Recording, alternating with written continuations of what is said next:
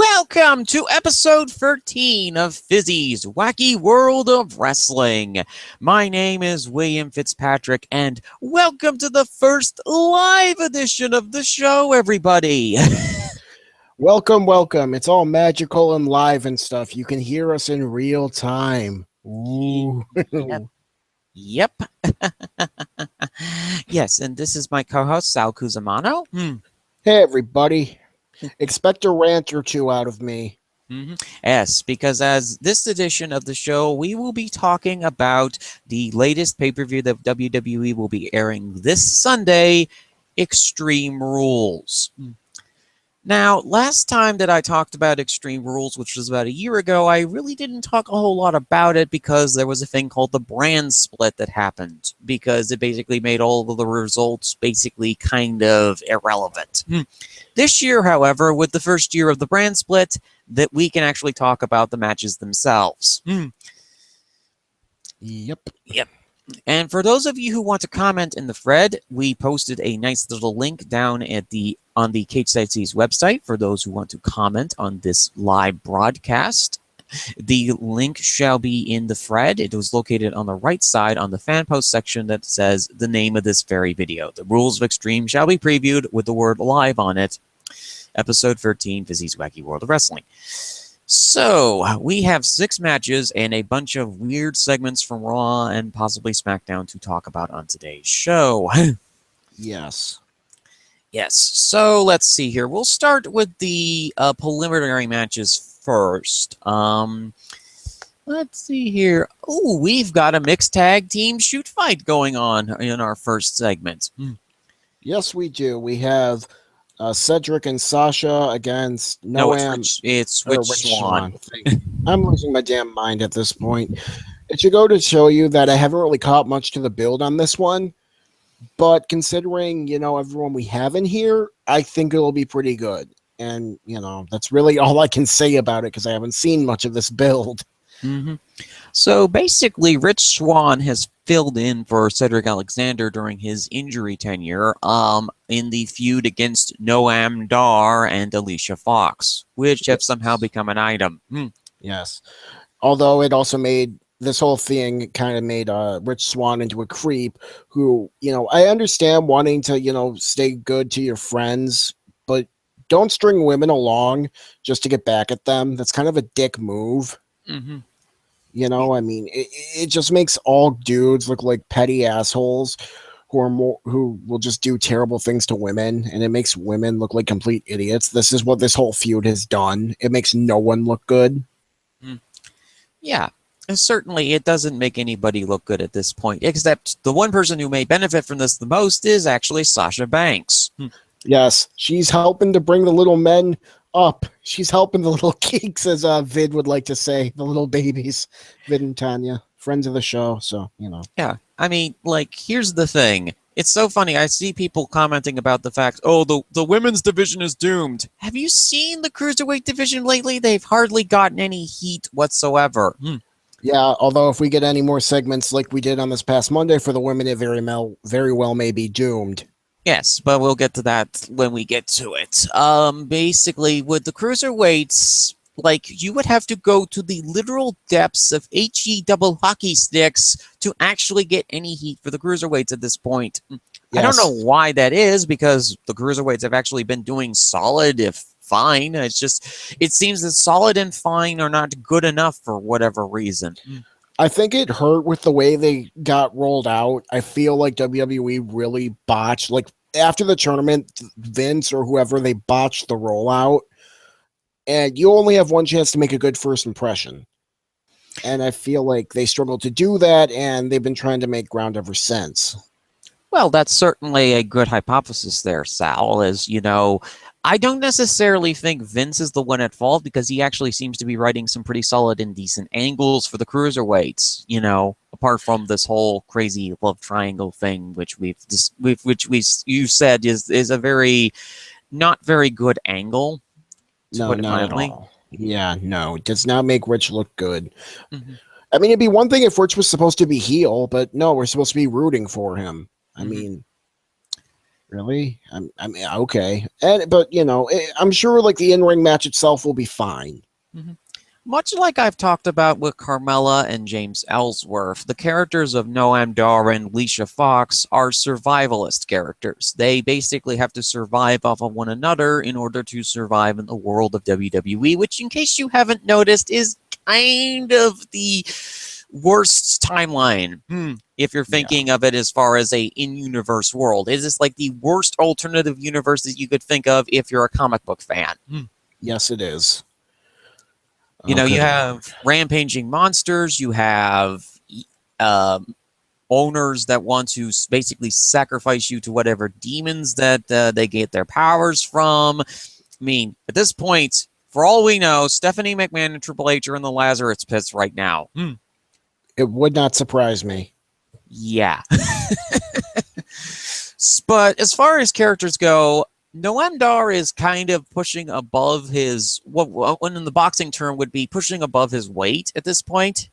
He's a guy that's a prospect who's somehow managed to make a WWE pay-per-view, which is a bit of a shock. Yeah. Honestly, I feel like the thing that Vince likes the most about him is the way he says Alicia Fox, because it sounds like he's saying the F word. I mean, Yeah, it makes him sound like he's sounding the F word because he's got a funny accent. yes. It just makes me wonder, like, who's running this, an adult or a child? Why not both? Would be the answer there. Oh, Lord. I mean, and then you've got Rich Swann, who's been hampered by a foot injury during his run as a cruiserweight at this point. He's over with the crowd to a degree, not as over as some of the other people in the cruiserweight division, but that's primarily because the injury has hampered him slightly. Yeah. And then we have Alicia Fox, who is neither face nor heel, only Fox. Yes. And, she's decent, I guess. I mean, she doesn't really do anything for me, but, I've heard some people like her, so there you go. Yes, the Alicia Fox fan club is extremely strong, and and then their desire of wanting her to get a sustained push, which I understand. I mean, she is a former Divas champion. I can understand wanting to use your resources correctly. I feel like this is probably the best match for both of them at this point because you've got the cruiserweights who can do their flippy stuff, and then you've got Sasha and Alicia Fox who will literally beat each other up.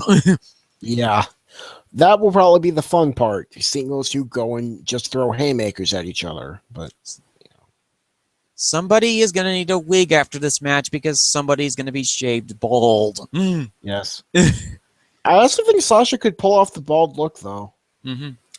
Yep. Or, well, unfortunately for Alicia, Sweeney Banks is going to make her bald. Yeah. So she's kind of going back to sort of the weave snatching gimmick that she had in NXT, which is like, I know people are kind of screaming at the rooftops at this point for a heel Sasha run, but I really do feel like they should keep her as a face for now.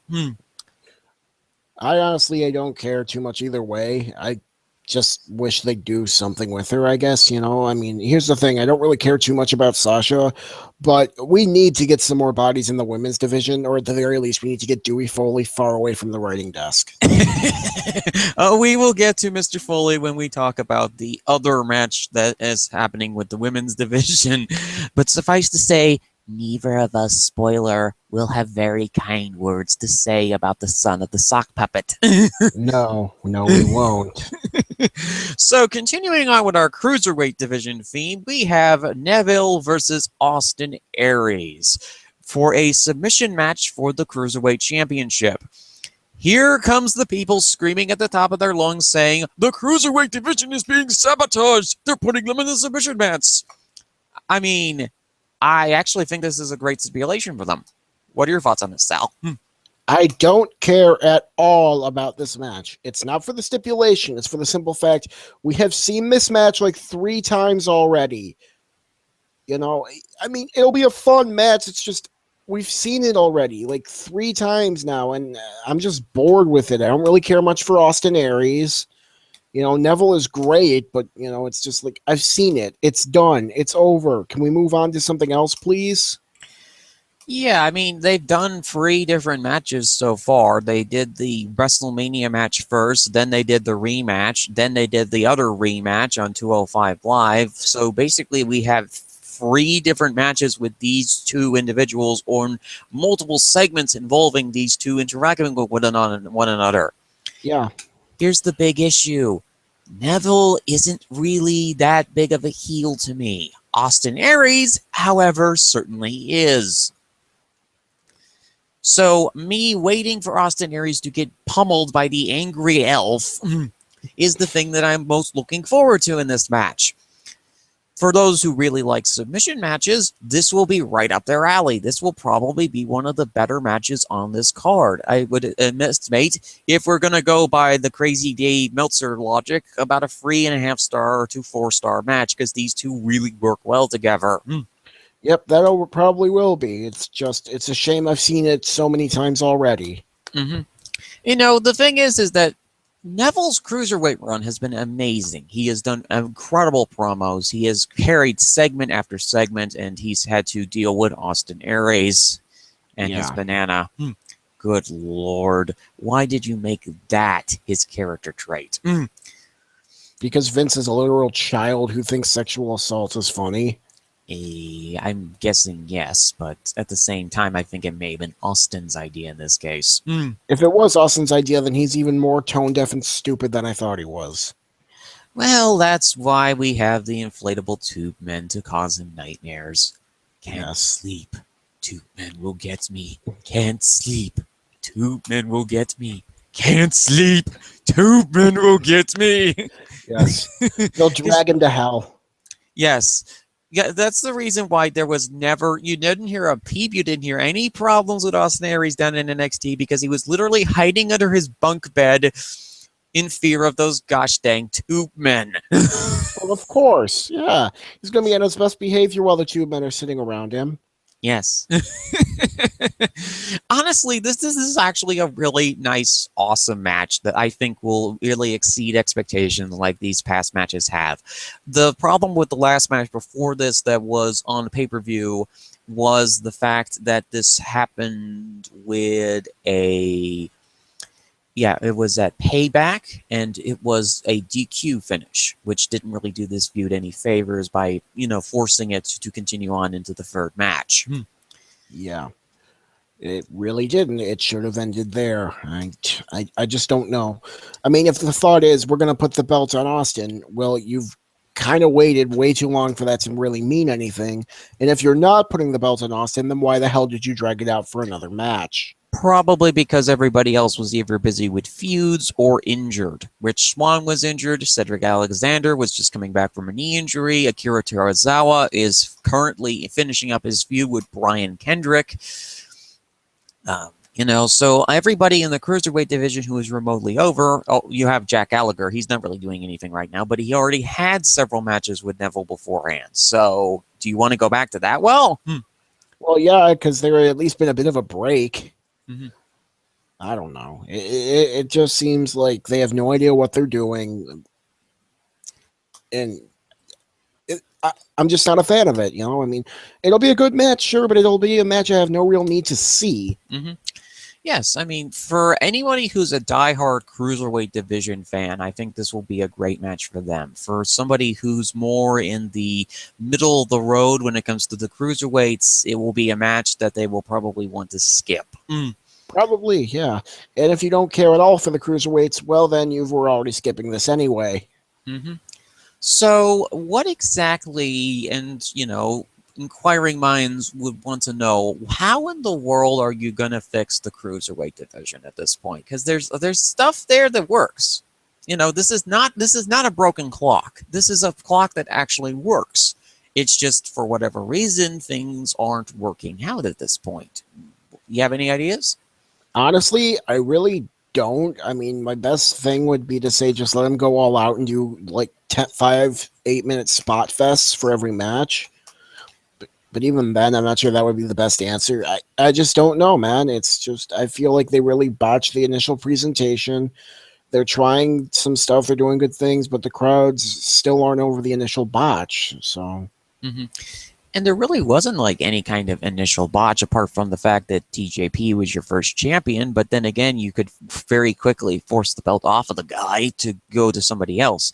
And this is always the risk with going with a sort of a Mortal Kombat style tournament arc is you have a habit of alienating the audience because they're going like, who's this guy and why? Okay, they had a tournament that I had to watch. And the problem with the Cruiserweight Classic was that it really wasn't immersive to the audience. People who were unfamiliar with the Cruiserweight division had to watch week after week, matches after matches, and the field was so large that it was daunting to a lot of people to want to actually get into it. I know I certainly had this problem when watching the Cruiserweight Classic. You know, because you had to pick and choose which kind of matches that you wanted to watch. And you went, okay, so we have a bunch of guys who are certainly going to lose in the first round. And then we have a bunch of untested individuals that we've never seen before moving on into these next rounds, you know. So there wasn't a lot of good balance. And this is something that I think the women's tournament has got to be very careful of. How big is the field for this going to be? I think I heard it was going to be 32 people, but I could be wrong. Oh boy, 32-person tournament. There's always a risk that you're going to make the audience tired of wanting to see your act after the first week. Because the first week of matches, apart from the Gargano-Ciampa match, I didn't really hear any other kind of buzz for any of the matches in the first week of the Cruiserweight Classic. And their first impressions are always so important when you're trying to introduce an audience to a new concept, or at least reintroduce a concept like the Cruiserweights. I think that the women's tournament field is going to be better than the Cruiserweight field was, because the Cruiserweight field was also hampered by people getting injured and people going to other promotions, or people getting contract locked, hello Ricochet, to not being able to perform in the Cruiserweight Classic. Yeah, I also think it didn't help, like you said before, they made TJP the first champion. Yeah, because I mean, when we saw the Final Four, no one, and I mean no one, had picked TJP as the champion. Yeah, because the guy he's not the best of the cruiserweights. He's a guy that has been around for a very long time. He's been on the California indie scene for what seems like since the Stone Age. And the trouble is they didn't bring Stokely Hathaway with him. And Stokely Hathaway, for those who don't know, is probably the greatest modern era manager that is currently out on the independent scene right now. Yeah, he was honestly the reason why TJP was good. God bless Stoke. They need to bring him in to save TJP like now. Or just put him in with an act that needs help on microphones, period, because he can get somebody over because he actually understands how to manipulate an audience in these modern era times. He's basically the most obnoxious sports agent manager that you have ever come across. He basically has sort of a, what would you call it? Sort of a Brian Cashman character.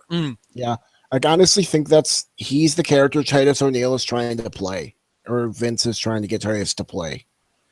And I think Titus can make it work because he's a former football player and he knows how the sports agents act. But, I'm not sure. I mean, Titus is good. The one strength that Titus has, his ring skills are not his strength. His promo skills are one of his biggest strengths thus far.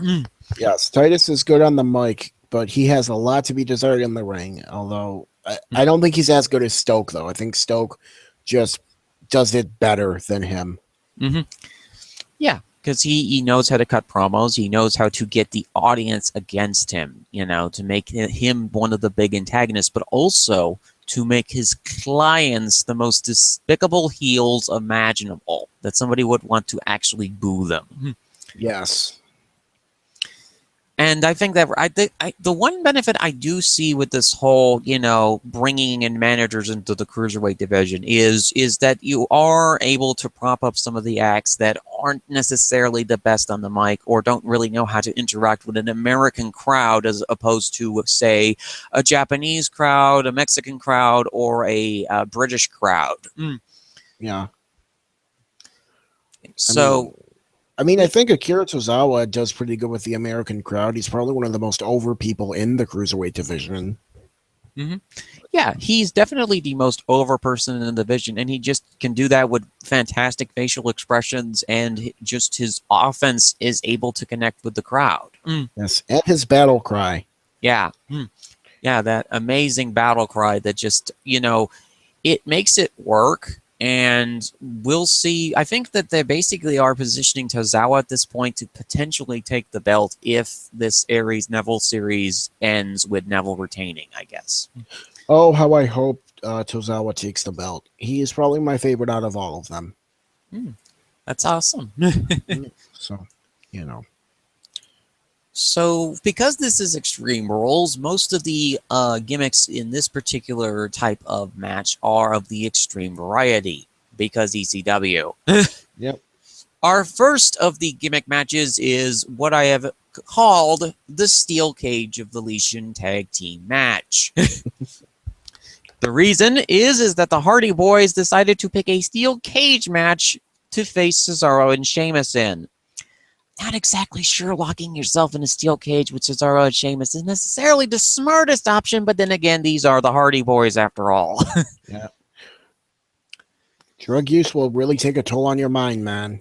Mm-hmm. Yep. So, what are your thoughts on this particular match?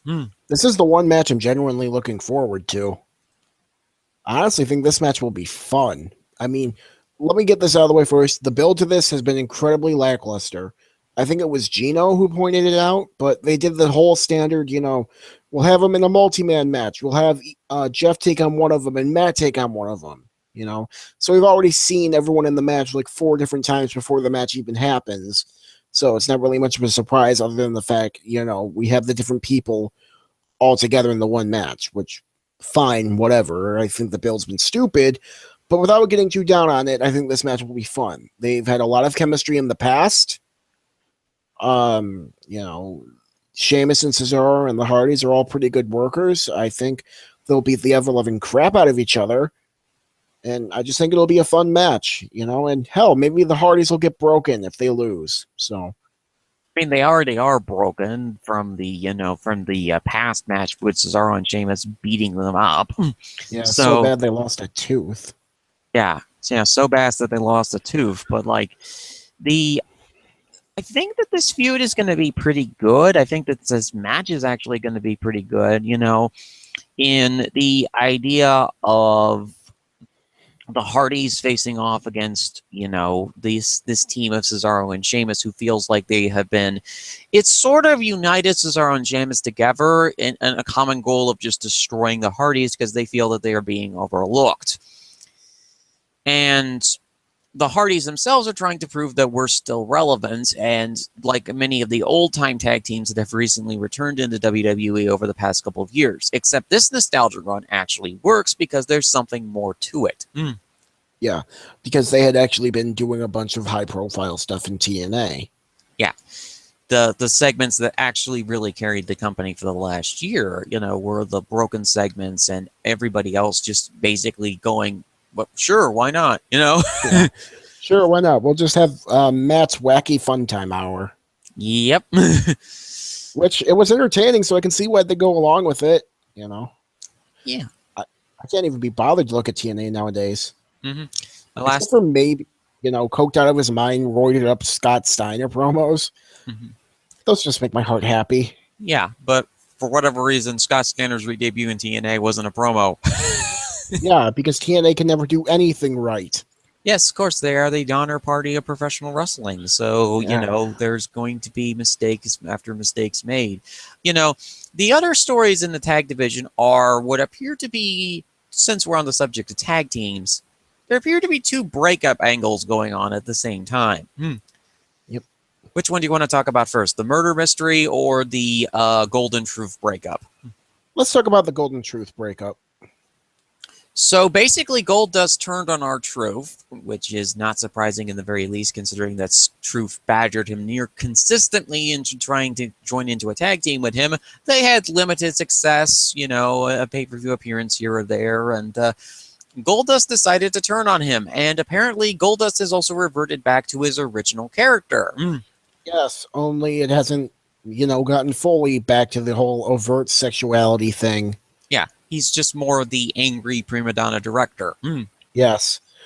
Which I honestly think is for the best because, good lord, that would never fly in today's world Yeah, for yeah, very good reasons. yeah, of course. But I think that the prima donna director role is perfect for Goldust. Put some retro vibe back into the gimmick, but also keep it fresh by being I'm the one that controls the director's chair. Yes. And then we had R-Truth cut a badass promo Mm. saying how he's like Jules Verne, which, good lord, I love that movie. So 1,000% right there, guys. Mm-hmm. And R-Truth, even though he has advancing age, both these guys are old. Okay, let's Yeah. not throw bones about it. These guys are both over 40. Yeah. So these guys are being able to basically do a classic 1980s style Memphis style promos, which is odd considering this is Raw and not SmackDown. Yeah. Well, see, it's kind of weird in that SmackDown has sort of given that up because now Vince is trying to make his territory in like to the 80s where because now he's going to make Jinder like his new foreign baby face. Mm-hmm. Like in the foreign markets, who's all big and jacked, and it's like, see, they still like what I like. Mm-hmm. Sure, but I don't necessarily think, and we'll get into gender a little bit later, but I generally think that it's not necessarily just Vince that's along with this idea. But it's like they've gone 80s with this breakup angle, whereas we are getting a taste of the 90s with the other breakup angle that might be happening. The mystery who killed Enzo angle. And well, here's the first problem with this. I think that the writers think that we're going to be sympathetic towards Enzo, but considering Enzo Amore's character has been basically thrown through the mud over the last year, thanks a lot, Dewey. Dewey, we're gonna cane you later. Yeah. that the person who is revealed to be the guy that has beaten up Enzo to a literal pulp is going to get face cheers, not heel cheers or boos, Yes, and right now it's being rumored that it's his own tag partner, Big Cass. A likable individual who is considerably more likable than Enzo is. Yes, and someone who I'm honestly wondering if it does turn out to be him, I'm going to ask this question. Why did it take you this long to beat the ever-loving crap out of him? I mean, hell, maybe it'll boo Cass for taking so long. Yes, why did it take you so long to do what Tommaso Ciampa rightfully did to Johnny Gargano, okay? No, that was not rightfully done. That one makes my heart sad, Fizzy. This one, I don't care about. I hope Enzo gets beaten up to a pulp, and I hope Cass just keeps beating on him. Tommaso and Johnny were supposed to be best friends forever. And when Johnny and Candice had a child, Tommaso was supposed to be that child's godfather, and they would all teach that child wrestling, and that child would grow up to be the greatest thing ever. Yes, I did book this in my head. But anyway. Yes, I mean, here's the thing. They're already putting out a red herring in the form of Revival. Look, here's the thing. I said this to Our Lady Justice, aka Dia, on the Twitter feed a couple of weeks ago. If the Revival were found out to be the guys that were beating up Enzo, that would automatically make them faces. Therefore, the Revival are not the ones that beat up Enzo. Of course. WWE is stupid, but I don't think they're that stupid to try and get what is ostensibly their greatest heel act face cheers. Yes, because they will get face cheers for beating up Roadkill Hair. Yes. They will get him cheers after all of the crap Enzo has done. For the love of God, just... They better be prepared to pull a double turn. Yeah, I mean, like, that's the thing. If you want to make Enzo the heel and Big Cass the face, because Enzo Amore keeps getting himself into situations where he's getting beaten to a pulp. Yes. And his incredibly tall friend has had to save him on many, many, many, many occasions. Yes. Most of which were poorly written. Yes. Oh my goodness, Lord. I mean, here's the thing. Enzo and Cass are an overact, but unfortunately they are right behind the Hardys as far as face team acts. And they want to start building up some new acts as far as secondary and tertiary face acts on that roster. And I think that this is the sacrificial lamb. We have one team that's sort of as a face, and one team that sort of originally was supposed to be a heel act, but now became a face because they were so over with the college crowd of Full Sail. Yep. You know, if this leads to, this will probably lead to a Cass Enzo breakup, which is I think necessary at this point because Enzo is just such a dead weight to Cass that and I know people are going to say, well, this is going to leave Enzo adrift. Have you seen Enzo Amore wrestle? Have you seen his matches? They are okay at best and horrific at worst because this guy managed to have a bad match with Cesaro. Yeah. Cesaro, whose one thing is that he wrestles good matches. Yes, he is a dependable Swiss clock. He's not somebody who can get over with his personality or charisma, but he's certainly somebody who can get over as far as match work is concerned. Yes, and he had a bad match with Cesaro. Cesaro. That was like Jinder having a bad match with AJ. Mm-hmm. It's just something you don't do. And I feel like this is going to be a very interesting breakup angle, and the thing is that I'm not exactly sure where all of these teams go from here. Are the Hardys going to stay faces once they go broken?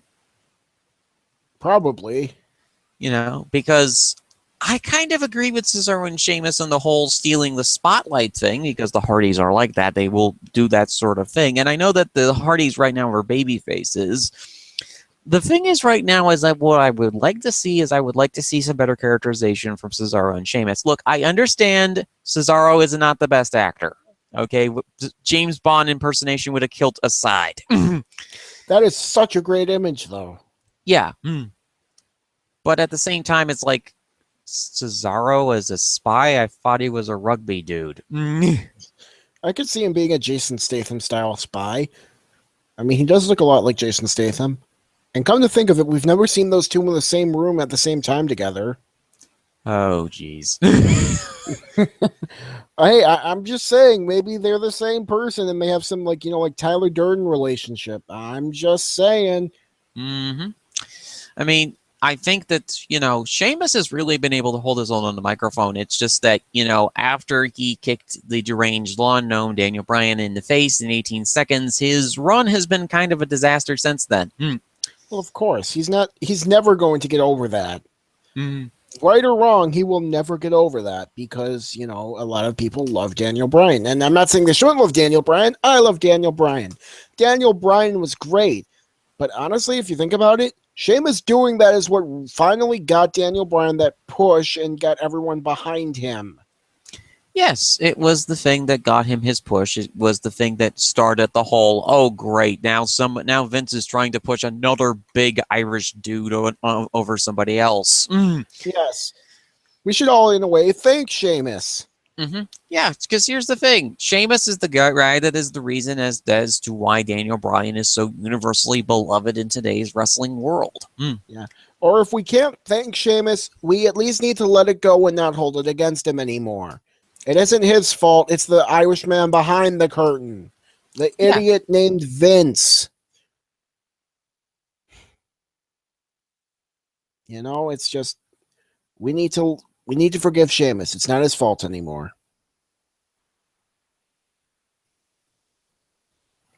You're the guy that's holding our deranged lawn gnome back. Whereas I'm like, I like Daniel Bryan. I think that, there are some things about Daniel Bryan's act, like his incredibly aggressive style that kind of put me off from him a little bit. I loved his heel gimmick. Him being the absolute biggest psycho imaginable was just a wonderful gimmick for him. So I kind of don't get the whole babyface thing, but, people will like who they like. Oh, he was a hell of a face, man. I mean, if it wasn't for you, that's fine. But man, did I love him as a face. Oh, yes, he was an enjoyable face. It's just I enjoyed his heel run a lot more. Oh, well, that's fair enough, I guess. Speaking of people who have undergone masterful heel runs and have conflicted with the deranged lawn gnome before, we need to talk about The Miz. Okay. If I can just get in on this really quick. And before I go any further, I want to thank friend of the show, Eddie, because Eddie Mack, because he pointed this out to me. What is the title of this pay-per-view, Fizzy? Extreme Rules. Yes. So why do we have a match where Dean can lose his title by DQ? Because The Miz is a master manipulator of contracts and that he is able to bend the rules in such a way that he now has the ability to safely defend his title without having to worry about getting disqualified. Okay, that's fair enough for as far as the in-story explanation.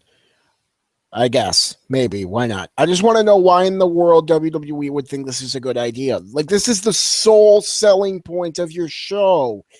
You know, that we have no DQs, that there's no rules. Where in this one, it's like, no, we actually have an extra rule here. Dean, if you get DQ'd, nope, sorry, you're losing your belt. Which, let me put it like this. I think that's good because I think Dean should lose his belt. Because, and here's the thing. I know people like Dean. I know they do. I know Things and Stuff likes him. I know Ambrose Alley likes him. And I know people like Dean. And I don't want to be too mean to the guy, but he does nothing for me at all. So what in the ways does Dean do nothing for you? He just does nothing for me. Like, I watch him, I'm like, I mean, yeah, I guess he's fine. But there's like 500 other better people than him, I feel. I honestly feel like Creative's portrayal of him hasn't helped. It just seems like he gets too wacky sometimes when he should be more serious. Well, that is the title of the show, but then again, we aren't Dean Ambrose. Well, yeah, but that's because Dean Ambrose, like, they go like, look at him, he's psychotic, or he's crazy Maggle.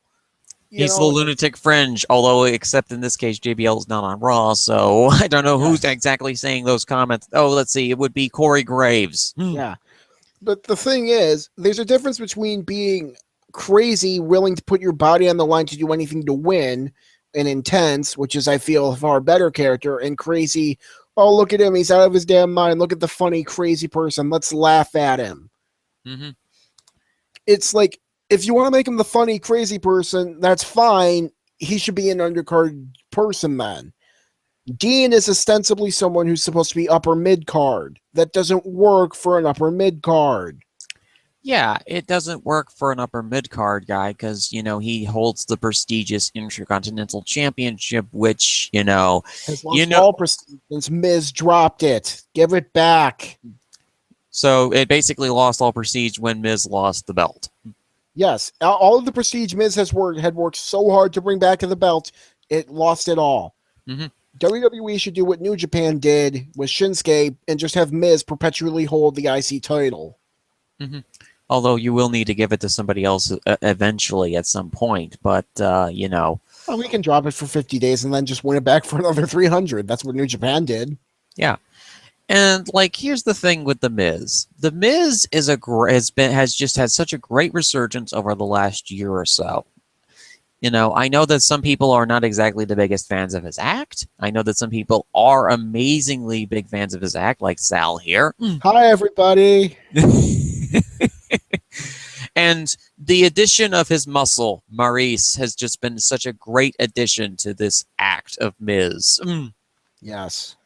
The poor woman who had to watch her husband sulk back to the giant mansion that they own. And, after he lost another crusade for a championship belt, this time she actually decided to do something about it.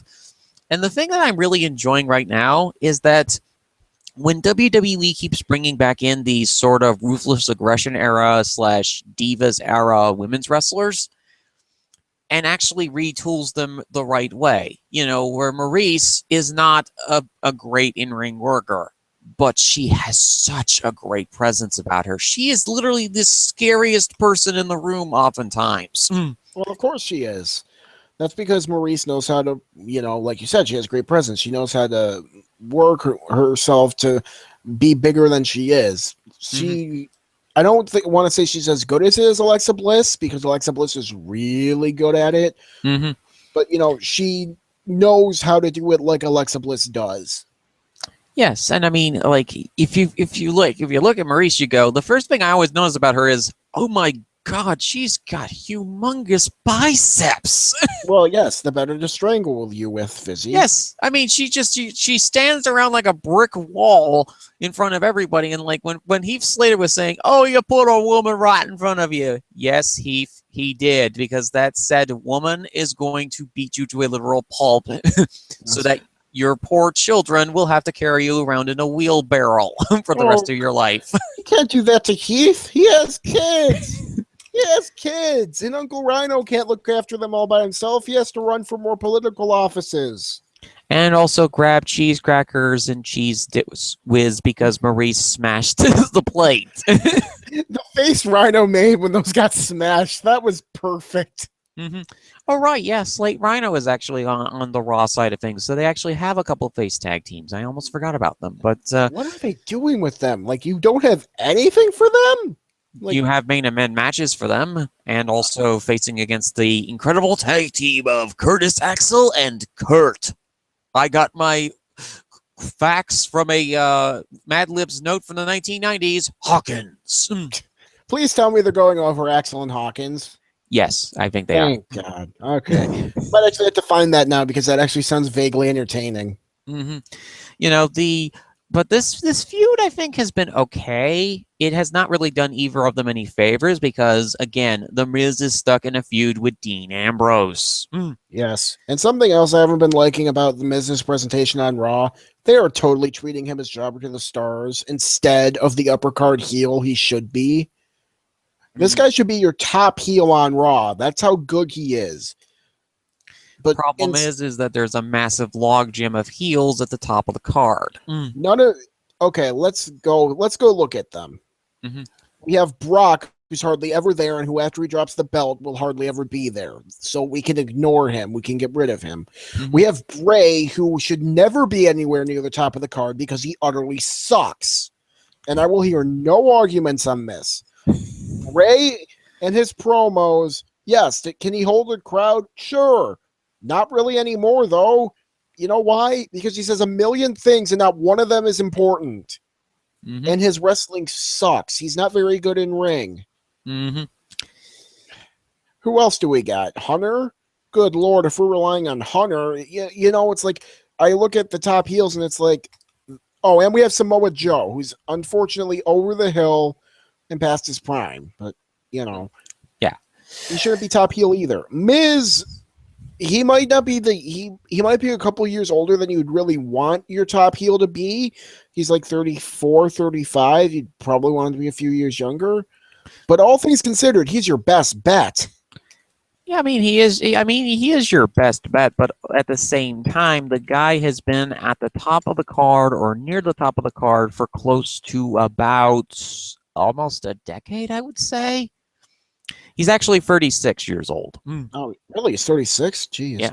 You know, he can still go, though, and, you know, like he said in that promo to D-Bry, him working that quote-unquote soft style, it lets him still be able to go really well when he's 36. Unlike, and again, God bless Samoa Joe, who can't go very well anymore when he's only a couple years older because he's been hurt far more often.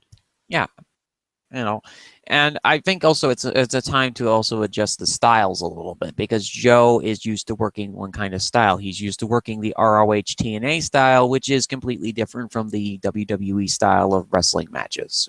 Yeah, I just feel bad for being so mean to Joe because he was really good back in the day, and you know you can't do what you once did. Mm-hmm. You know, it would be like me being mad at Babe Ruth when he was over in his Japan tour because he couldn't do what he once did anymore. You know. Mm-hmm. Sure, but I think at this point the Intercontinental Championship might be at this point that the Miz wins the belt back. You know, from Dean Ambrose, and I don't know what exactly do you do with Dean Ambrose. That is a good question. I don't know either. I mean, that's like the biggest mystery. I mean, if Roman loses, you might as well just throw him back into a tag team with him. Oh, I don't think that necessarily would be the best maneuver for Dean at this point. You know, would be he would be in a tag team, but I just don't think it would be with Roman. Yeah, I don't know what you do with him. There's really See, that's the thing with Raw. Like, you have no idea what they're going to do with any of these people once the current feuds they're in are done. They don't really have any long-term planning. Yeah. Yeah, I think they do have long-term planning to a degree, but at the same time, every time that they try to make a long-term plan, something happens. Yeah. And by something happens, Vince gets bored and changes his long-term plan. Or somebody gets injured, or somebody, has some kind of issues with public relations, or their merch isn't selling all that well, or this, that, and the other thing. There are so many different variables that will happen, during this whole long-term planning thing that it makes it extremely hard to plan for the future, because I know that Vince likes to plan ahead for WrestleMania 34 and whatnot, because that's what he's been doing lately with the WrestleMania cards. But we are now in June, and things could potentially change yet again. Yeah. Because what everybody is dreading, and we'll get to this when we get to the Fatal 5-Way match, because we now have some other segment to eviscerate. Welcome to my rant. Okay, Sal, continue on with your rant. Yes. The This Is Your Life segment. Utter garbage. So much garbage. Okay, here's the thing, too. The people backstage, they thought it was bad. The fans in the audience, they thought it was bad. The fans at home, we all thought it was bad. Everyone thought it was bad. So why did it happen? Like, that's my question. Why did it happen? And I mean, God bless you, Fizzy. I remember seeing this. I was talking to you, and I saw the preview for it. And I'm like, oh God, this is gonna suck. And you're like, it has Alexa Bliss in it, and I think she might be able to carry it. And you know what? God bless you. I think you gave me a little bit of hope, because Alexa Bliss is really good, and I thought, you know what? Maybe she can carry it. Mm-hmm. She tried her best, but good Lord, she could not carry it. It was just so bad. And the worst part about it was when they had Bayley's friends saying, oh yeah, all she wanted to do was watch Raw and SmackDown. Well, thank you, WWE writers, for letting me know I don't need to watch your stupid shit. Thank you for letting me know that this is a whole bunch of wasted time that I shouldn't watch and I should be ashamed of watching.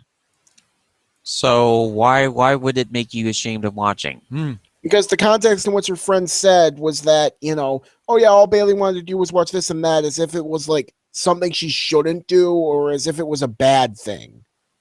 All right. So we've got some internal sabotage by one of the writers. Yes, someone is letting us know that us watching Raw and SmackDown is a waste of our time. That we should feel bad about watching this. So basically, Dewey has gone, what would you call it? Nihilist? A nihilist? Yeah, probably. Yeah, full watch the world burn. Yeah, that's nihilism. Yeah. Good Yeah, Lord. nihilism. So basically, Dewey Foley has become a nihilist sock puppet. Probably, yeah, it wouldn't surprise me. And oh, good Lord.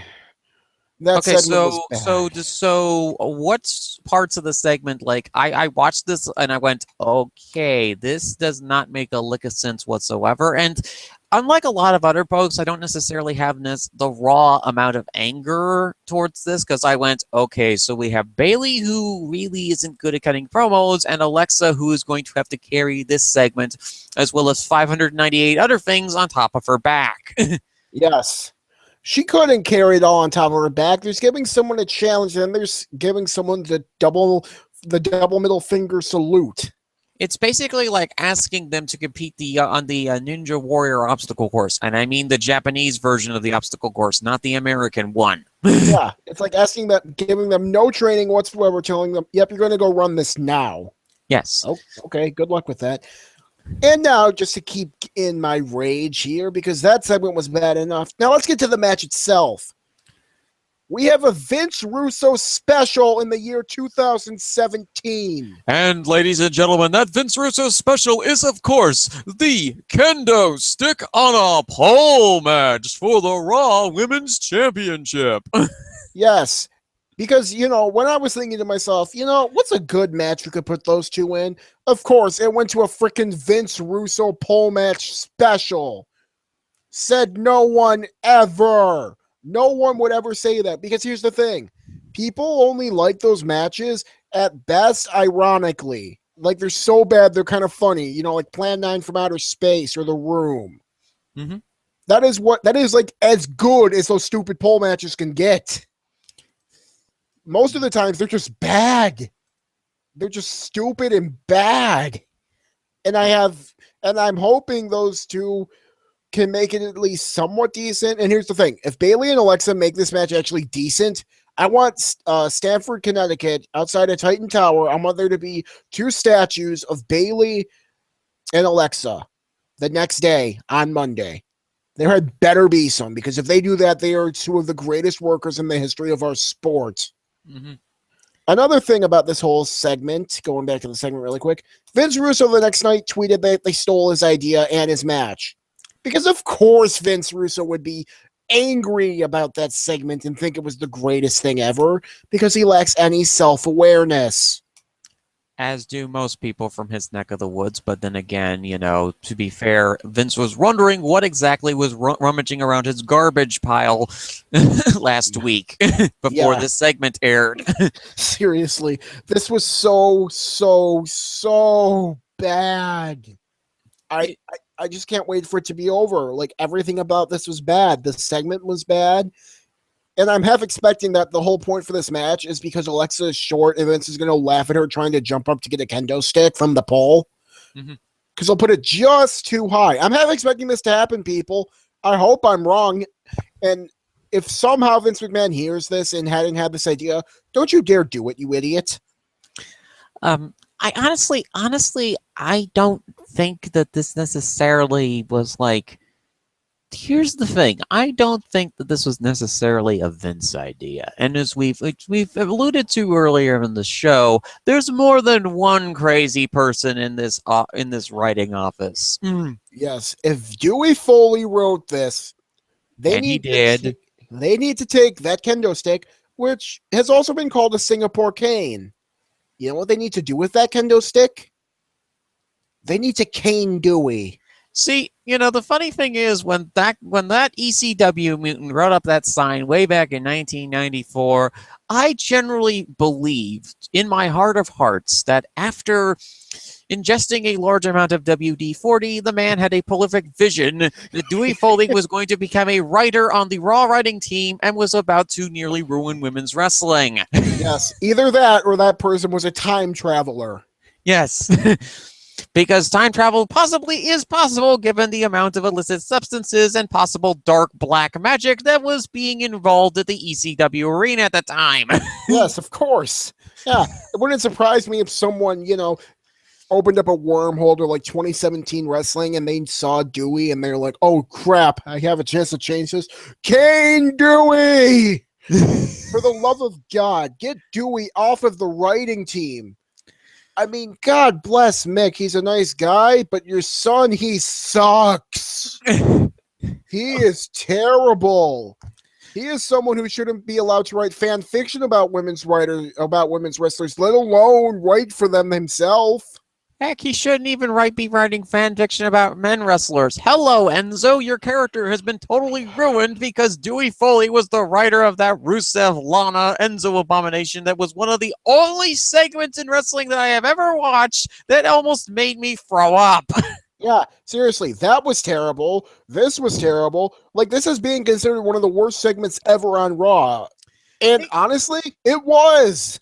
I mean, here's the thing. This is your life as a concept, and this is going to shock a few people. I didn't like the original This Is Your Life segment. Yeah, I felt at best the original This Is Your Life worked for the time. Yeah, it worked for the time. It worked for the characters that were involved, the hot air balloon and the puppet man, you know. It worked for those characters because of that era. This Is Your Life has made several failed comebacks. Mick Foley brought the concept back a few years ago. He did all of these This Is Your Life segment, this and these types of promos, the cheap heat, this, that, and the other thing to try and revive it, like, you know, Victor von Frankenstein trying to revive Frankenstein's monster. Yep. But every single time it caved off as either half-baked or, you know, because of Mick's advancing age and the amount of concussions the guys had, God bless him. Mick did a lot of things for the wrestling industry that now I think in his age that he really is regretting. Oh yeah, I'm sure. I honestly get the feeling if he could go back into that King of the Ring, Hell in a Cell match, Mhm. I am pretty sure he would say, "Yeah, no, we're not doing that. I value my life too damn much."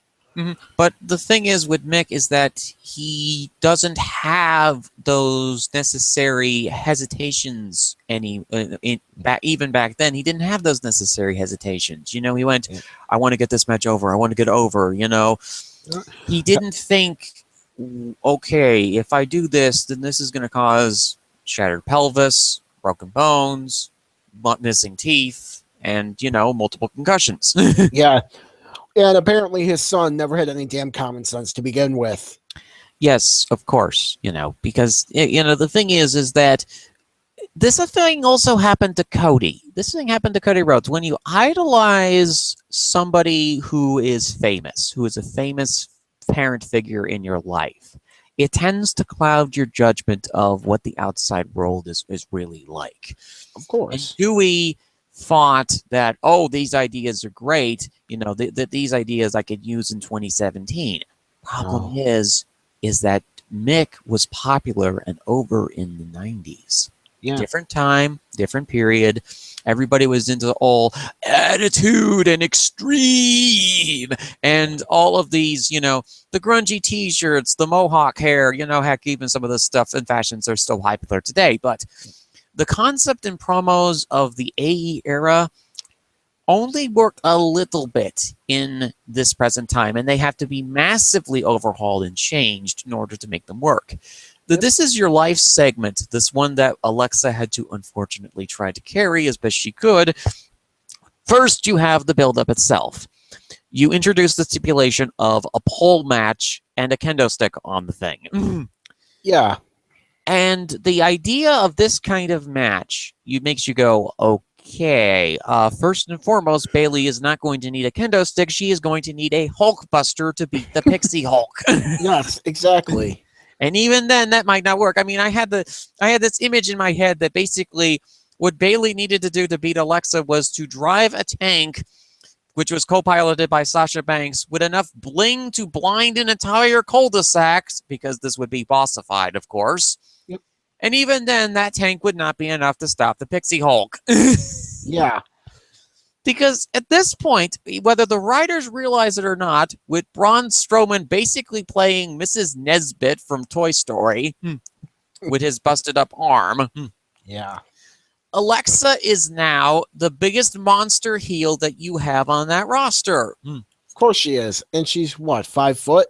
Yes, she's 5 feet of fury. Yeah. And she will kill you. Yes. And the thing is that has salvaged this whole Raw Women's Division thing. And I know people are going like, oh, great, another heel champion. This time we have a heel champion that can actually act. This time we have a heel champion that can actually do amazing facial expressions. Yeah. As much as people were sick of Charlotte's run, I think that they made that the problem was that Charlotte was not exactly the best at promos, but she's actually learned to get better over time. But that was because they finally threw the focus away from Charlotte and allowed her to develop her own character. Yeah. I honestly kind of wish, just thinking about it, if we could just merge the in-ring ability of Charlotte with the promo ability of Alexa. Mm-hmm. That would just be so much better. Yeah. But the thing is right now is that we have to make do with what we have at this point. And everybody's going like, oh, the women's division's terrible. The women's division is actually doing okay. It's doing better than the cruiserweight division at this point. They're going to get some focus again because of the upcoming women's tournament. Yeah. And then to continue on with This Is Your Life. This Is Your Life. This is the segment that you go with to continue on with this feud. Bailey does not know how to do promos in front of a 15,000 seat arena. Yeah.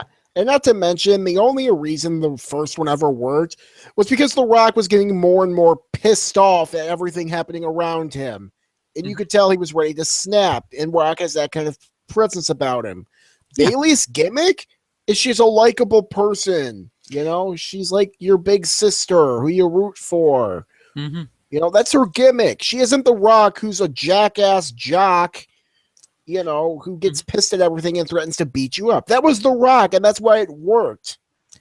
Yes, indeed, it certainly worked that way. And I think that at this point, what do you do with Bayley? Being for Bayley Sasha to have another match against one another. Here's a hypothesis for you. Why don't we make Bayley heel? I don't know. Because people are so used to her as a face, I guess, and because we are running light on faces in the women's division. I mean, you can turn a couple of people face, and also there's the possibility that with this women's tournament coming up, that there's going to be a few people who are going to be actually promoted to the main roster. Oh, good Lord. What they need to do is take some of the best people from that women's tournament and just transplant them from that to Raw. Raw and SmackDown. Or Raw and SmackDown, wherever. They need a bit of a shot in the arm. Like, I don't think the division is absolute crap yet. Although I do think this segment really tried its damnedest to make it absolute crap. But I do think they're in desperate need of a shot in the arm to get some of that vigor back. And here's the thing, is I'm a big believer in the concept of ebbs and flows. I do not believe that there should be one continuous flow. I always believe that there should be at least a break or two in between a constant flow or a constant ebb. And I know that might not necessarily make much sense, but when you're on a constant, near constant, would be basically a literal high, it literally burns you out to the point of you're not going to be able to get interested in this anymore. And I've seen so many people over the last 2 months or so after WrestleMania, everybody just seems so horribly burnt out because they got themselves so hyped up. They got themselves into the flow. They got themselves into the river, the stream, rushing down the river into the arena at Orlando. And then when Orlando happened, WrestleMania happened, and TakeOver happened, then everything went to an ebb. And they weren't prepared for it to go to an ebb. Yeah. Although in their defense, they didn't expect SmackDown to go to shit that fast. I mean, well, the problem is that, as we mentioned on episode 4, or episode 12 in this case, 12 or 11, was that Brian Ward and Brian James had just basically simply ran out of ideas, and whatever people that they were getting ideas from didn't have any more ideas to give. Yeah, they've totally entered a holding pattern post-WrestleMania, pre-SummerSlam. It's just, they're really phoning it in right now, and it's just plain to see. The viewers are leaving in droves. I mean, SmackDown has actually gotten a little better, and this past week was pretty decent, but, you know. Yeah. We'll get to that in a bit, but, you know, it's just, it hasn't been very good lately. It's just been total holding pattern. And I think that this match will exceed expectations because when you have weapons matches like this, it does slow down the pace, which I think is good in this case because Alexa, as you've mentioned, is not exactly the best ring worker. I might be Alexa's biggest supporter at this point, but I do agree with most people that Alexa's ring work is not necessarily the best. Although her presence and just total monsterdom while Braun Strowman is off bending his shoulder with whatever dark black magic the Wyatt family compound has, we'll finally have 2 monsters back on the Raw side soon enough. Yeah. Yep. And speaking of Braun, before he has his match with Bork, we need to get one of these 5 people into a match with him. Okay, so we have 5 contestants for this first ever Fatal 5-Way Extreme Rules match to determine the #1 contender for the Beef Jerky Championship of Champions, aka the Universal Championship currently held by Brock Lesnar, sponsored by Jimmy John's. Yep. Somewhere off on a farm in Saskatchewan. Yep. Okay, so our first contestant, he hails from the Isle of Samoa. He is a little bit past his prime. He is a guy that is now stuck in a match with Seth Rollins and Vinnie McBrogue at the same time and is dreading every second of it because he has to coordinate this entire match. Samoa Joe. Yep. Our second contestant is a cultist from the backwoods of either Missouri, Louisiana, or somewhere in Florida. He is a man who believes in spirits, is possibly possessed by a demon, and wants the shiny thing for himself to prove that his cult is not a load of lies. Bray Wyatt. Yep. Our third contestant is an Irish demon who has been punching way above his weight class lately. He's a guy that has got a lot of promise and recently returned from injury. Oh boy, we put him in a match with Seth Rollins, and let's hope he doesn't get hurt this time. It's Finn Balor! Yep. And the Finn Balor fans will be shocked to hear that I actually pronounced his last name correctly this time. Yeah. Our fourth contestant also recently returned from injury because apparently the wrestling gods needed to punish us even more. But for those who are really big fans of this guy, good for you because Seth Rollins is in yet another main event match. Yep. And finally, our fifth contestant is beloved by everyone. He is the most likable, enjoyable superstar on the Raw brand at this point in time, and is possibly the only person who can get a decent match out of Brock Lesnar without looking like a complete fool. His name is the beloved Roman Reigns. Yes. And now for my little rundown of these competitors. Here we have Seth Rollins, who, if you were to say the phrases match structure and psychology, he would look at you and ask, are those new CrossFit regimes? You have, like I said before, Bray Wyatt, a man who speaks a million words and not one of them means a damn thing. You have Samoa Joe, who's old and over the hill and should really, really not be at this part of the card.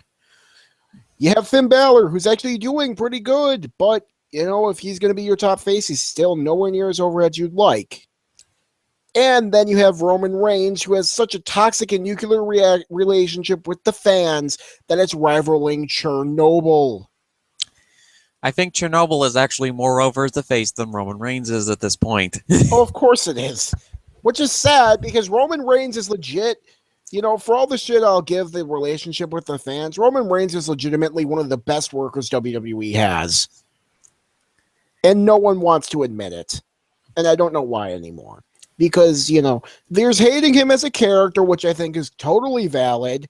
And there's people who will always say, he can't work. And then they'll praise Seth Rollins. Well, here's the thing, people. Roman Reigns, he can work. He can have really, really fun matches. Seth Rollins, you know what he did last time he was in a multi-man match? He threw a damn headlock in a fatal four-way. The wrestling gods were not pleased and injured his leg again. Yes. I swear to God, I am so looking forward to when Seth throws a headlock in this match. Hopefully the wrestling gods will punish him even more and break his other knee. Now, folks, we do not condone injuries on this particular edition of the show, No. but the thing is that here's the thing. I am noted as a guy that is not a particularly big fan of Seth Rollins. In fact, he is one of two active wrestlers, as I've stated before, on my hate list, the other being the phenomenal hobo AJ Styles. Here's the thing, though. Do you want to know who I'm rooting for to actually win this match? Samoa Joe? No. Finn? No. You are not rooting for Seth. Of course I am. Why? Because I think by Brock? Well, that's part of it, and I would be not, and I would be silly not to admit that that is part of the charm of Seth Rollins being sacrificed to Brock Lesnar for the Beef Jerky Championship of Champions. But if you're going to force somebody into the main event of this pay-per-view, which is dubbed Great Balls of Fire, we might as well have Seth Rollins be in the main event of this literal bonfire of a show. Yeah. Because I know, here's the thing. People are going to want Seth Rollins in the main event of this show. You know that they're going to want Seth Rollins in the main event. But unless, of course, there are certain individuals who are fans of Seth Rollins, like Leap Saxon and Lord Bond, who are wonderful, wonderful people, by the way, who will probably either not want Seth in the main event or will want him back in the mid-card. But it depends on what they think or what their thoughts are on this whole mess of, Seth Rollins' return run. I think that at this point, considering that this championship match is a known one-off, you could potentially have Seth Rollins in that situation. I'm not sure that bringing Finn Balor, or Balor, or whatever you pronounce his last name as, And that particular position on the card is necessarily the best thing for him, because you're either going to have one of two options for SummerSlam. You're either going to have Brock Lesnar face against Braun Strowman, or you're going to have Brock Lesnar face against Finn Balor if Braun Strowman is not going to be able to compete at SummerSlam. Yeah. I just, this is an interesting situation because I can see why you might want to have Seth win, mainly because, if it's only going to be a one-off, Seth's the guy who you're probably not going to want to bring him back up to the main event anytime soon. At least that's what I'm hoping for, because good Lord, you need to sit this man down and make him watch old tapes of people who actually know how to structure a damn match. Just make him watch Miz matches, like on an endless loop, so he understands how to work a damn match. I think that would actually be considered torture in some countries, Sal. No, it wouldn't. You're making him watch Miz. If you were making Miz watch Seth Rollins matches, then yes, of course that would be torture. I would ask that question to Kane Knight whenever he's in the thread, but it's because he's one of the few people who generally does not like the Miz. Well, that's because he can't embrace the awesomeness that is Miz. Uh-huh. Yes. But, and I mean, here's the thing with Seth. He's just not very good to me. He has no idea how to structure a damn match, Like, I think throwing a headlock in a fatal four-way, man, like, that's just a joke. Sure, but I think in this particular case, I think that this kind of crazy spot fest of a match will suit his strengths perfectly. As long as he doesn't throw a headlock in this match, and if he does throw a headlock in this match, I want someone to sit him down and explain to him in great detail why he is wrong, why he is stupid, and why he should never do that. Well, by then Samoa Joe will probably murder him. Well, yes, I hope Samoa Joe does murder him if he does that. And here's the thing. If this match ends up anywhere decent, in addition to the Bayley and Alexa statues they're building, they might as well build two more, one of Roman and one of Finn. Because these two guys, sadly, they have to carry those three. I feel so bad for Roman and Finn right now, having to carry Bray, Samoa Joe, and Seth. Having to carry Seth Rollins. Well, that's just cruel. Yeah, well, that's happened before with Seth, is that people have had to carry him in matches, and it's something that's I think people have gotten used to by now. And like, here's the thing: if you like Seth Rollins, good for you. If he wins this match, great for you. He ends up getting sacrificed to Brock Lesnar, unfortunately, for the beef jerky belt of champions. But at least you'll be able to get an enjoyable match out of it. Yeah, hopefully. I mean. And as far as the other options are concerned, Bray, I don't think is winning this match. And possibly, the only thing that is going to be the hang-up of the Seth winning thing is that Bray might possibly interfere. But then that leads to Bray Seth, and then they'll go off in their own universe, and we can watch something else. Wait, weren't we getting rumors about Bray Finn? Well, let me think here. Well, the way that they've done this match is, so far, they've indicated that Bray might be going after Seth. Yeah. And that Joe might be going after Finn, or Roman will be feuding with Finn if Roman doesn't win this match. As long as Finn and Roman aren't feuding with Bray, because, as much as I don't really care for Roman, and it's more just the whole fan relationship thing, it's just terrible. No one deserves a feud with Bray. No one deserves that to have that wished upon them. That's just cruel. I mean, maybe Randy does, because Randy's an asshole, but he's currently hiding from his fear of mimes, trash cans, and dives at this point, so. Yes, and also engaging in more stupid segments on SmackDown. Sure, but the thing is, I think that this Fatal 5-Way will be a very interesting match. I think that this will be a very interesting way to see how this all sorts out. My top choice at this point is Seth, followed by Roman, which will cause many people to grumble loudly, but here's the thing. When it comes to Roman Reigns, the idea that Roman Reigns is bad, here's the thing. I don't necessarily care about fan reaction when it comes to certain people because of the fact that I watch on the TV and not in a live audience. If you're in a live audience, then it would affect you. But if you're watching on the TV, there's a thing called the mute button. And that is something that I use religiously at this point because I either don't want to hear the inept commentary, which, okay, here's the thing. Michael Cole has gotten considerably better. Corey Graves aggravates me like nails on a chalkboard. Really? Yeah. I'm a fan of Graves. Huh. But I think that's because I have a natural reaction towards heel commentators at this point, where I just want basically either neutrality or, to be a heel commentator, you have a fave of one or two guys, and there are certain other heels that a heel hates. Yeah, I really don't get the whole binary morality thing where it's like, this guy is a bad guy, therefore I'm all for him, when, there's different kinds of bad people. I mean, here's the thing, just to give a kind of an example. Murderers in jail, they're not too fond of pedophiles. Mm-hmm. Yeah. I mean, I'm just going to point that out to you guys. I'm pretty sure we've all heard the stories about how when a pedophile gets sent to jail, every other inmate there beats the ever-loving crap out of them. And it makes me smile with great joy because I hate pedophiles we all do.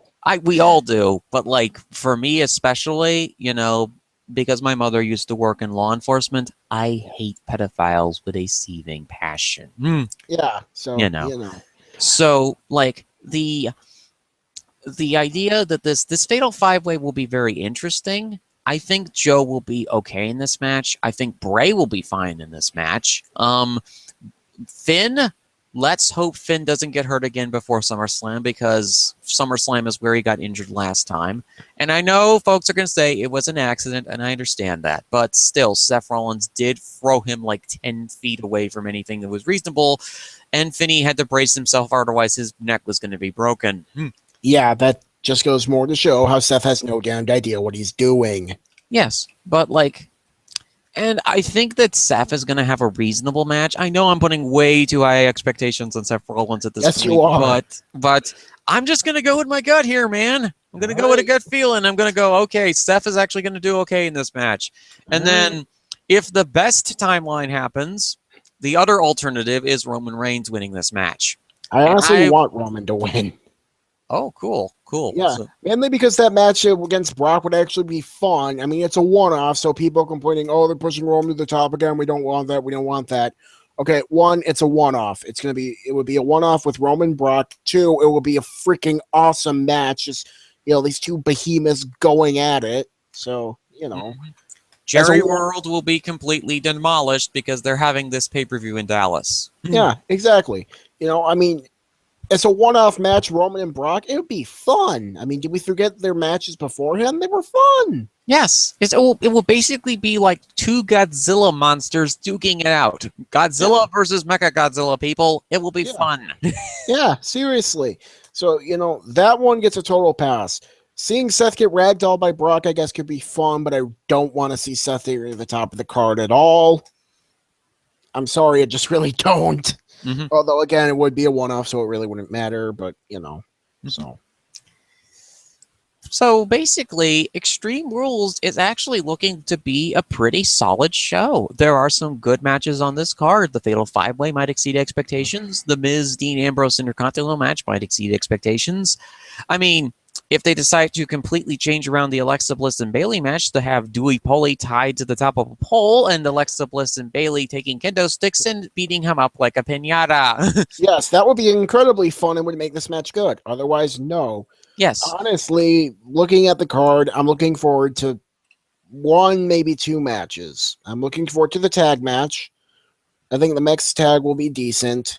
The IC match, I think it will be decent, maybe pretty good. The Cruiserweight match will be good, but I have no care for it at all. And the Fatal 5-Way, I don't think will be very good. I just don't have enough faith in Seth Rollins and Bray Wyatt and Samoa Joe. So let's talk a little bit about SmackDown. This week they did some decent things. They're continuing to build their tag team division, which I think is a major positive. Yes, they've actually... It's funny. On the build-up to WrestleMania, the one... SmackDown was pretty good except for one area, their tag division. Post-WrestleMania, they're good in one area, their tag division, and not really much anywhere else. I heard a lot of people yelling and screaming and complaining about the fact that Dolph Ziggler won a match over AJ Styles. That was stupid. Why is Dolph pinning AJ in his hometown? because he's still feuding with Nakamura, and AJ really doesn't have a feud right now. Well, they're all in the, Money in the Bank match, I mean, I guess it's just, I don't think Dolph should be pinning AJ Styles at all. Dolph is such garbage. Mm-hmm. Although, mind you, the reason I think SmackDown was pretty good is because I actually missed that. Because here's the thing: I was tired, and I had infinitely better things to do than watch a Dolph Ziggler match, even though he was going up against AJ Styles. Not even AJ can get me to care about Dolph Ziggler. Mm-hmm. Yeah, I mean, Ziggy is good for the people who like him. Yeah. Ziggy is bad for those who don't like Ziggy and his style of matches, which is basically bumping around like a pinball and looking like he nearly died multiple times. Honestly, him bumping around like a pinball is the one thing he does well. It's like him on offense is garbage. His promo ability is annoying. Mm-hmm. I mean, I'm an angry ring veteran. I'm an angry You haven't been here long enough. Oh my God, will you shut up? I guess that's the point. That's the point of the heel heat at this point, That's not good heel heat, though. That's like X-Pac heat. You don't want X-Pac heat. Mm-hmm. You want a heel to, when I see a heel talk, I mean, I guess you could say you want them to shut up, but when I see a heel talk, I want to see a face come out and kick their ass. When I hear Dolph talk, I want him to shut up and go away. Well, Shinsuke unfortunately didn't do his job correctly at Backlash, and we still have to deal with the annoyance of Dolph Ziggler. But for those who are fans of Dolph, I think that Hi, teammate.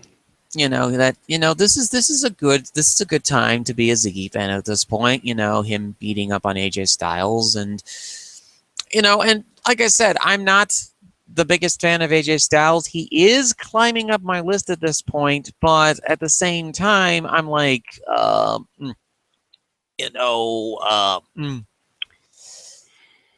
this is going to be the Money in the Bank match. I think is going to be extremely interesting because we'll see who exactly wins this. Because there's going to be a couple of shuffles here over the next couple weeks. There's probably going to be one or two guys that probably are going to be taken out of the match. Honestly, I'm not sure. If I am taking someone out of this match, though, it would be Dolph first, then maybe Sammy or Baron. Mm-hmm. I feel like AJ, KO, and Shinsuke are safe. I'd say keep Sammy in, and I'd honestly keep Baron in. And Dolph, I mean, I guess you do need to fill out the card, but man, is Dolph really on the chopping block for me. But, See, for me, in order to continue the Sami Zayn sort of face redemption story, he would be the first guy cut. Well, maybe you could have him lose first. Or, have him, I don't know. Well, there is no eliminations in Money in the Bank matches. It's just grab the shiny thing at the top of the ladder, and you get a contract to cash in whenever you want. Yeah. And right now, the champion is Jinder Mahal. And they have been quadrupling down on the evil heel foreigner gimmick. Mm-hmm. Randy came out and said, my grandfather, my father, we called it getting business done. Jinder came out saying, you all Americans living in the shadow of your former glory. And I'm just like, oh, dear God, this is so uncomfortable to watch. Make it stop. Okay, so it was uncomfortable to you? Yes. I mean, on the one hand, we have Randy saying, oh, yeah, being an American, we get things done, implying that Jinder, because he's foreigner, he doesn't get things done. That's crap. You have Jinder, who they're making say all these stupid things, like we're just living in the shadows, even though there's a lot of hardworking people. And I know that there are some racist-ass Americans out there who do live in the shadow of our former glory. It's just they're trying to make Jinder get foreign heel heat being this evil heel foreigner, and I don't want that. It was just uncomfortable and like, oh, my God, stop. We do have to admire Vince's tenaciousness to basically form the biggest long con ever because Jinder is apparently is actually a relative of Garmon Singh. Yes, as Reverend Kane pointed out, or Vidance and Reverend Kane pointed out, he is Vince's long con. Yeah. 30 years in the making. For you see, Jinder is everything Vince loves about a superstar. Big, muscly, can't really work too well in the ring. He's also a second-generation superstar. Yes, for some means, he is a second-generation superstar. Yes, he is Vince's like prototypical wrestler.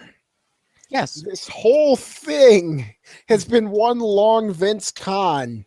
And on that one hand, that's kind of funny.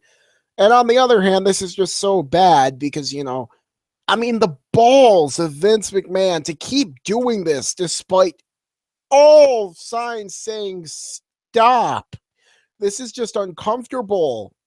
I don't like this. It doesn't make me want to watch this and hope Jinder gets beaten up. It makes me want to say, can someone please fire the writer out of a trebuchet into the Atlantic Ocean? Ryan Ward might actually bounce a couple times if he does that. Well, I was more thinking Vince here, but just send Vince out. Take him from his Stanford office, put him in a trebuchet, and launch him into the Atlantic Ocean. He will survive that, Sal. Vince is basically immortal at this point unless proven otherwise. How is he still doing this? Like, he has to know how bad this is. He has to know. The thing is, though, is that people will say that this is gaining Jinder heel heat, and at this point in time, it's really, really hard to get legitimate heel heat from people at this point. But there are some ways you really shouldn't go about it. Like, I know this is a carny ass business, but there's certain things you shouldn't do. Like you don't really make 9/11 jokes because those are insensitive and not good to make. Yes. Just like you don't make foreigners heels because that's insensitive to them and not good to do. Mm-hmm. And here's the thing: when did India become an enemy of the U.S.? Like, let me explain this. I mentioned this to I want to say Crazy Chris the other day. Like, I thought the '80s foreign Russian thing was stupid and really bad too, but there was at least somewhat of an internal logic to it. Back in the '80s, the Cold War was going on, and then the U.S. and Russia were enemies. So having an evil Russian heel. Like, yeah, it's stupid. It's demeaning to Russians everywhere, and it shouldn't be done. But there's at least some sort of a thread of internal logic to it. India, though? I mean, I'll admit my Indo-American relations knowledge isn't very good, but I don't recall them ever being real enemies of us. The thing is with India at this point is that the characters that have been introduced from India have been the Great Khali and Jinder Mahal, and also, if you want to count, Shandavari. All of them heels for some reason. Mm-hmm. And I have no idea why. Well, in Jinder Mahal's case, is that they're basically going back to his original characterization as a rich nephew of the Great Khali, who somehow gained Khali's massive wealth and has now become super strong after doing this 2 years of training in the mountains of India somewhere. Yeah, this whole thing is just terrible, though. Sure, but at the same time, I think at this point, Jinder is your best bet as World Heavyweight Champion because Randy Orton was basically causing a perpetual slide into oblivion as your champion. Oh, yeah, no, don't get me wrong. Just because I'm not feeling this Jinder stuff, never mistake me for wanting to put the belt back on Orton. Oh, good Lord, no. And here's the worst thing about this whole thing. Why are we having the rematch on a pay-per-view? Like, I know you need to get the rematch out of the way. Don't put it on a pay-per-view. Just have him do it the next week and move on to something else already. Well, people are then going to complain as to why exactly is there a World Heavyweight Championship match on free TV when you could be doing this on a pay-per-view, even if it is for Randy Orton versus Jinder Mahal. They've done free TV rematches for championships. If people are really complaining about that, then they really are joyless and have no idea what's good. Like, they have no idea of, like, taking the better option. Well, because also, Jinder Randy should not be on a pay-per-view. I mean, I'm honest, and this is going to sound, completely strange in a way, but I'm actually really looking forward to Jinder versus Orton and Money in the Bank because I enjoyed their first match. I know that there were issues in that match, but I think the second match might actually be better. I hated that match. I highly doubt the second match will be better. Hell, that match was actually better than I expected because Randy cared. I don't expect him to care for a second match.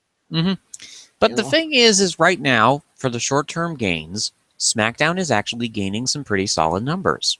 Yeah, We also have a heel champion that is universally not liked by the audience at this point. I know that to many people who are like, "Oh, this is insensitive. This is a bad idea." I'm like, here's the thing, though. Wrestling at this point is at a really, really big crossroads. I know angles like this are not the way to do it, but at the same time, they are getting a reaction from the audience.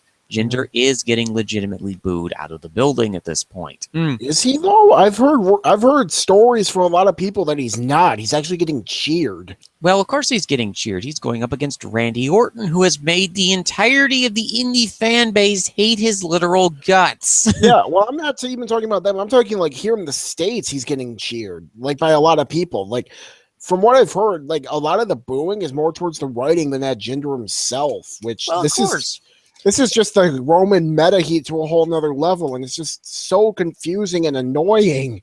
Again, it's the meta game that has been thrown into the mix. And this is something interesting that I found out about because recently Brian Kendrick did an interview with Steve Austin on his show. Wrestlers are turning to Twitter to get ideas. Oh, good Lord. Yeah. Like, I'd like to think some of us have good ideas, but, you know, not everyone does. I'll be honest, not every one of my ideas is great. I'd like to think I have a couple. Most of them are probably shit. Yeah. But, like, you know, but you're being honest. And that's the thing, is that these guys and gals will follow everybody. And I approve of getting ideas from YouTube, Twitter, and from, you know, different places. At the same time, though, the reason that AJ Styles is so over with WWE right now is that he actually talks to Vince. I think it's more because AJ is just a god among men when it comes to wrestling. He is a god among men, but in this position, he is an outsider who's coming into WWE. He has had an incredible amount of success for an outsider, considering the average percentiles of outsiders that come into the company and end up getting jobbed out in their first year in the company. Well, yeah, that's because, well, the fun thing about that is he was supposed to. And then he had his stuff with Roman and John Cena, and he got pushed to the moon because Vince was like, holy crap, this AJ Styles kid can work.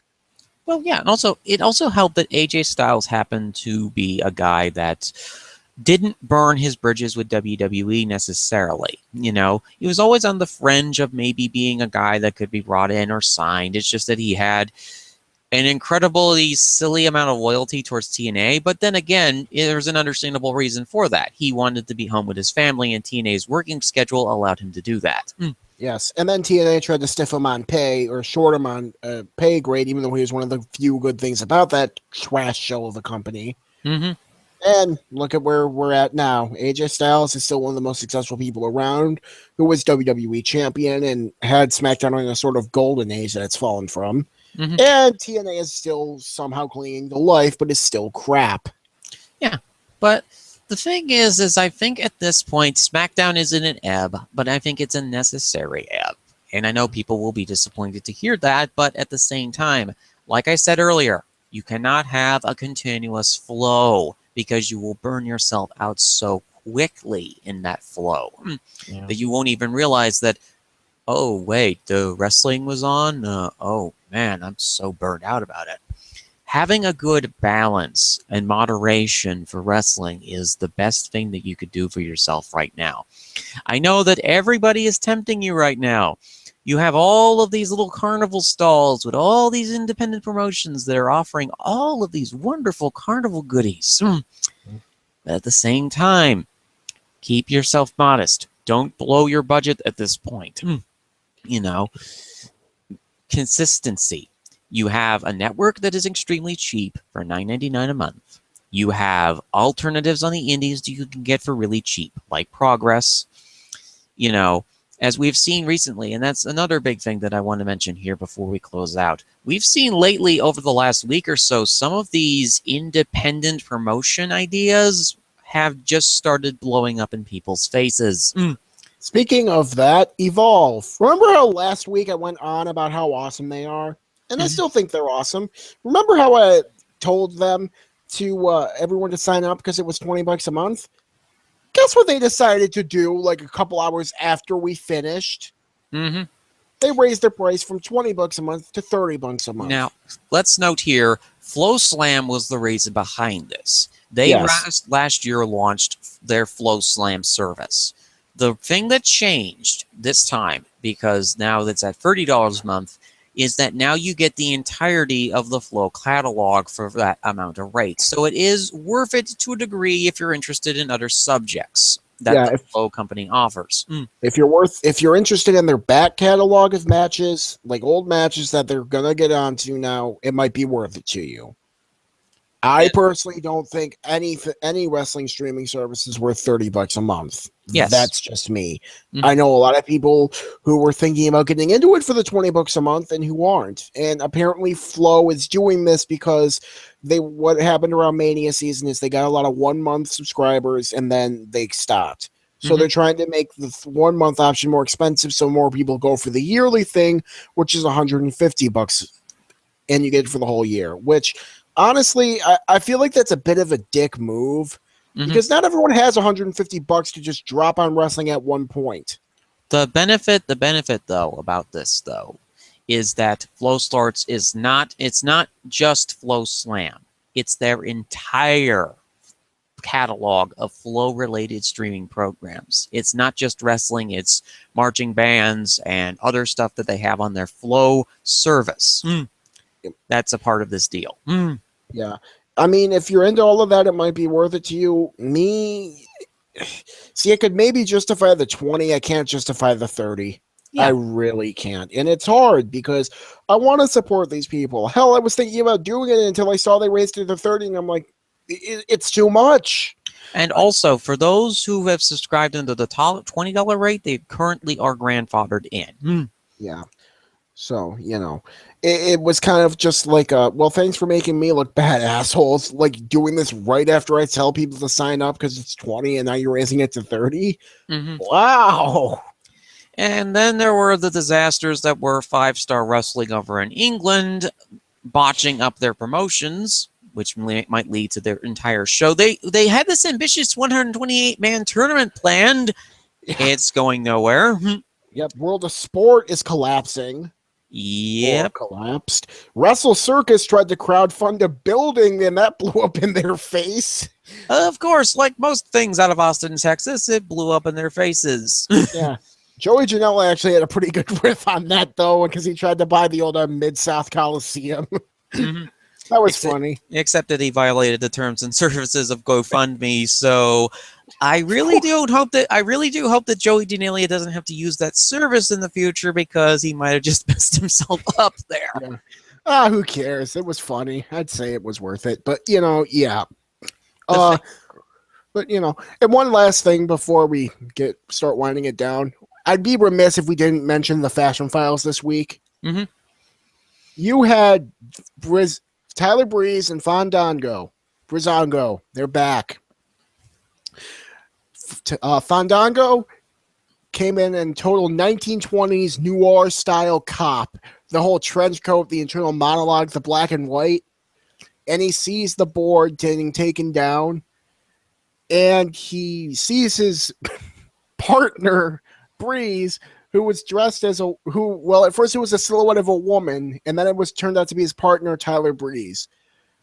And it was just hilarious because it was the typical damsel of the whole noir style film. It was done very well. I don't think it was a good look for some people who might be transgender and friends of ours like that. I don't know how Leia felt about this. She wasn't a big fan of Breeze's Breezy Bella thing, and I can see why. I won't make any claims one way or the other on that. You'd have to see it for yourself and make your own judgments. I could totally see why people wouldn't enjoy it. But, for me, it worked. I found it to be funny. I don't think they were trying to make fun of transgendered people, but I could see how someone who is transgendered could be offended by it. Of course. And I won't condemn them for that. Hell, there's been some things that make me go like, I don't think you were trying to offend me, but you did.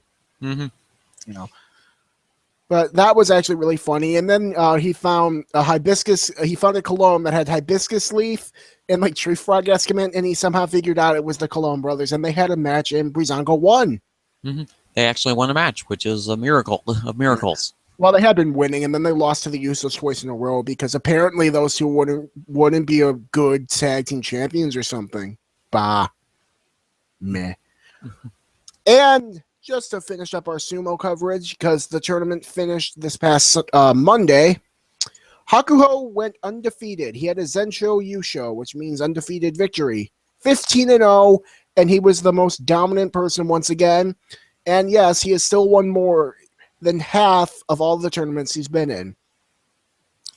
Yes, he's closing in rapidly on number 40. And also, Takayatsu's Ozeki promotion was confirmed on Wednesday this past week. So, Takayatsu at the Nagoya Basho in July will be an Ozeki. Yep. And hopefully his stablemate Kiseno Sato, the other who is a Yokozuna, will be back into top form then because he had to pull out due to injury. Mm-hmm. Not a great Basho for two of the Yokozunas, but we've discussed that already. So yeah.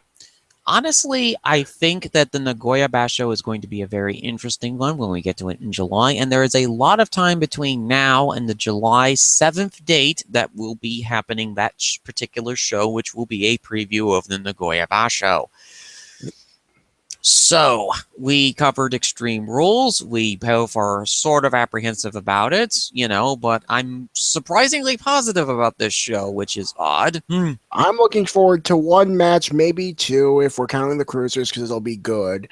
Not looking forward to it. And if this is somehow worse than Backlash, oh, good Lord. Well, you didn't like Backlash. I enjoyed Backlash personally, as I said on the last episode. I think at this point, it's the summer. Summer is oddly one of my favorite seasons when it comes to wrestling. I know that a lot of the stuff is technically filler, but it's filler that I generally enjoy watching. I'm one of the few people who can proudly claim that I enjoy watching anime filler arcs. Yeah. Hey, some of them can be pretty fun. Yeah. And honestly, the thing that we need to look out for at this point is that we have all of these different independent promotions suddenly self-destructing once again. Like I said, they are offering all these shiny goods and foods, but keep your wallets safe at this point because there are several of them that have imploded spectacularly in recent weeks. Spend your money wisely and, support independent wrestling, but be very smart about it. Yeah, not everyone deserves your support. Mm-hmm. It would be great if they all did, but sadly, some of them just don't. Mm-hmm. But this has been episode 13, Lucky 13 of Fizzy's Wacky World of Wrestling. We hope, for those of you who have watched the live broadcast, that you enjoyed the show. We will be going live once again next week at 12 p.m. Eastern Standard Time, if there isn't any changes during the next week or so, for another edition of Wacky World of Wrestling, because we will be going from out of the frying pan and into the bonfire with our post-Extreme Rules coverage. Also, remember, later tonight at 9 p.m. Eastern Standard Time, I'm not sure if they're doing a show this week or not, but Two Guys, One Sport, Crazy Chris 576, and Curtain Jerker will be doing yet another broadcast. And these two guys have got some really interesting opinions on the world of professional wrestling as a whole. Yep, they're two great guys, friends of the show, and we think they do a good job, and we think you should check them out. And as always, please make sure to check out all of the other podcasts that are available here on the Cage Side Seats website. Although this podcast and Two Guys One Sport aren't affiliated with the rest, we recommend that you check out the variety of podcasts that are available. There is Cage Side Speaks, which airs every occasional weekend at 1 p.m. Eastern Standard Time. Well, recorded at 1 p.m. Eastern Standard Time in most cases, but airs sometime on Saturdays and Sundays. We talk about the pay-per-views 7 days after the shows. We might have one or two shows over the next week or two, so stay tuned for that. There's Wednesday Night Shooting, which airs on Wednesday nights at 1 p.m. You can get a very interesting opinions from both Tanya Rogers and Andrew M. Swift. Not Your Demographic airs on Thursdays, headed up by Stunning Stelia and Aaron Klein, who are two really good podcasters in their own right. And finally, we wrap things up with Nick Bond and Mark Normalend in Rudo Radio on Fridays. They also did a preview show on WWE Extreme Rules. As always, support the podcast here on the site because all of these people are doing very, very hard work to, keep you entertained during the doldrums of summer. And we will continue to do so on the next edition of Fizzy's Wacky World of Wrestling. We'll see you next Friday at our usual time at 12 p.m. Or if you're watching late, it will be airing somewhere between 2 or 3. Have a good day, ladies and gentlemen. We hope you have a very good weekend. See you guys.